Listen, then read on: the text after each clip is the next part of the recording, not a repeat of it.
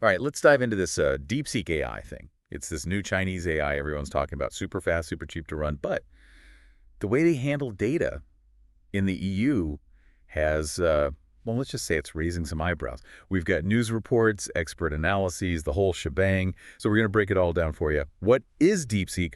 Why is it causing such a ruckus? And what should we be watching out for? DeepSeek is what we call a large language model, or LLM for short. Oh, yeah, like ChatGPT. Exactly. Basically, a really advanced chatbot can understand and generate text like a human, translate languages, write creative stuff, the whole 9 yards. Okay, so what makes DeepSeek so special? Two things, mainly. First, it's incredibly fast, like way faster than other LLMs. And second, it's dirt cheap to run, which is a massive advantage. It makes sense. So yeah, it's already giving the big guys a run for their money. You know, OpenAI, Google, Meta, all those. Speaking of competition, one of the articles you sent me mentioned the DeepSeek success actually made NVIDIA's stock price drop. NVIDIA, those guys make the chips for all this AI stuff, right? All right. Yeah, they're a major player. So that's a pretty big sign that the market is taking DeepSeek seriously. Definitely. But okay, let's get down to brass tacks. Nah. What can this DeepSeek actually do? Well, as I said, the speed is a huge thing. Okay. Imagine real-time translation, no lag, Wow. or chatbots that actually respond instantly. That's the kind of potential we're talking about. That's pretty impressive.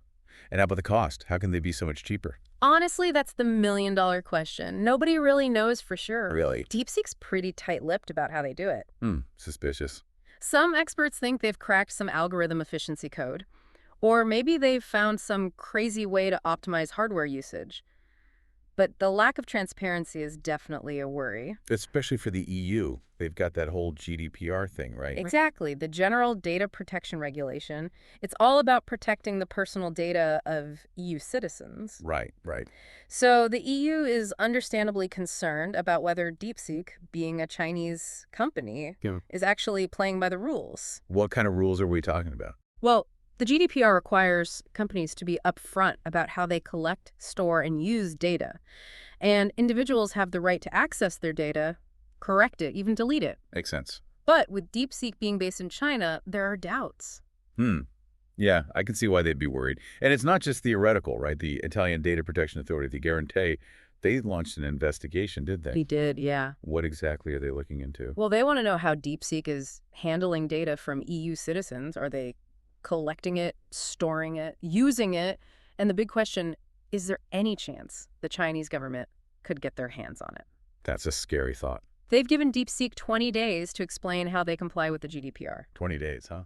One of the things they're really focusing on is whether any EU citizen data was used to train DeepSeek's AI model. That would be a huge no-no under GDPR. You know, it's weird. One of these articles mentions a professor, Theodore Christakis, I think. He pointed out that DeepSeek's privacy policy doesn't even mention GDPR. Oh, wow. Yeah, that's not a good look. You'd think they'd at least address it if they're trying to operate in the EU. Right. It's like they're not even trying to pretend they care. And it's not just Italy that's worried.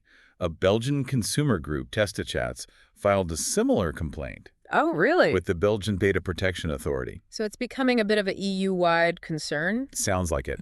It seems like the core issue here is that China and the EU have totally different views on data protection. You hit the nail on the head. The EU has this thing called an adequacy decision. Okay. They basically assess whether a country outside the EU has data protection laws that are up to snuff, like the GDPR. Like a stamp of approval. Exactly. But the way China handles data, with all the surveillance and everything, it's highly unlikely they'd ever get that adequacy decision.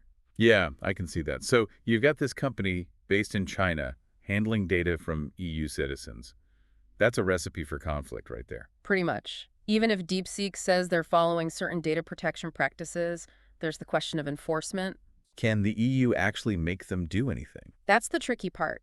There are ways for companies to legally transfer data outside the EU, things like standard contractual clauses or binding corporate rules. Sounds complicated. But enforcing those when a company doesn't have a physical presence in the EU is a whole other beast. I bet. Even if they get fined, actually collecting that money becomes near impossible. So this DeepSeek case is really highlighting how messy data privacy can be in our globalized world. It's a perfect example, yeah. It's not just a technological issue anymore. It's a political and legal minefield. And it's only going to get more complicated as AI gets more powerful. I agree. This is just the tip of the iceberg, really. Makes you think, doesn't it? It certainly does. So this DeepSeek thing has really got the EU's attention, huh?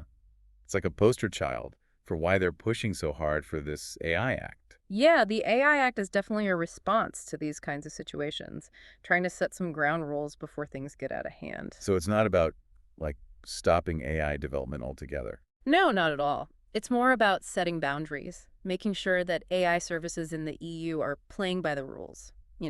Respecting data privacy, all that good stuff. Makes sense. It's like, if you want to operate in the EU, you got to follow our standards. And data protection is a big part of that. Absolutely. The EU takes data privacy very seriously. That's why they're so concerned about DeepSeek. They're not messing around, that's for sure. The European Commission is really looking into whether DeepSeek broke any EU laws. Yeah, they're definitely keeping a close eye on things. One of the articles I read quoted Irina Muzova. She's like a top official at the European Commission. She said they're committed to protecting European citizens' rights and upholding the legislation in place. Right. They want to make sure everyone knows they're serious about this. And Thomas Regnier, the Commission's spokesperson for digital affairs, he said the AI Act is all about making sure AI services offered in the EU respect European rules. Yeah, it's a clear message to companies like DeepSeek. You can't just come in here and do whatever you want. And it's not just about data privacy either, right? Yeah. There's also the intellectual property issue. Oh, yeah, that's a whole other can of worms. Some members of the European Parliament are worried about that. Especially Brando Benefei. He was really involved in shaping the AI Act. He's concerned about where DeepSeek is getting its training data from. Training data. What's that? It's the data that AI models like DeepSeek use to learn, like to understand language, generate text, all that. So it could be anything, really. Pretty much, yeah. Text, images, audio, you name it. And Benefei is worried that DeepSeek might be using data they don't have the rights to. Exactly. Like copyrighted material or personal data that wasn't given freely. That's a big deal, yeah. Imagine if they used your novel to train their AI without your permission. Or like your song or something. Exactly. That's why transparency is so important. We need to know where this data is coming from and make sure it's being used ethically and legally. So it's not just about protecting people's privacy. It's about protecting creative work, too.